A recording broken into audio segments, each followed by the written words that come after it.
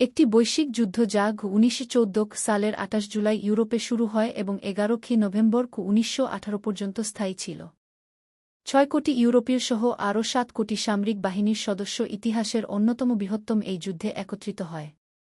7 এটি ছিল ইতিহাসের সবচেয়ে ভয়াবহ সংঘাতের একটি এবং এর ফলে পরবর্তী সময়ে এর সাথে যুক্ত দেশগুলোর রাজনীতিতে বিরাট পরিবর্তন হয়। অনেক দেশে এটি বিপ্লবেরও সূচনা করে। এই যুদ্ধের প্রেক্ষাপট শুরু হয় আরও আগে থেকেই। মূলত ক্ষমতার দ্বন্দ্ব এই ক্ষেত্রে একটা কারণ। 1900 দেখা যায় ইউরোপে একটি ক্ষমতার সমতা লক্ষিত হয়। অর্থাৎ ইউরোপে কোনো দেশ নিজের অতিরিক্ত শক্তি দেখাতে পারত না সহজে। ঘটনা এই হল যে ব্রিটিশরা একটি নতুন মতবাদ নিয়ে আসে।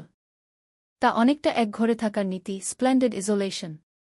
সে অনুসারে তারা মূলত নিজের দেশের উন্নয়নেই কাজ করে গেল, পুরো ইউরোপের রাজনৈতিক কিংবা অন্যান্য বিষয়ে মাথা ঘামানো ছেড়ে দিল। সমস্যা হল এই জায়গাতেই। দেখা গেল এই সুযোগে জার্মানি তথা প্রুশিয়া তাদের শক্তি বাড়ানোর চেষ্টা করল।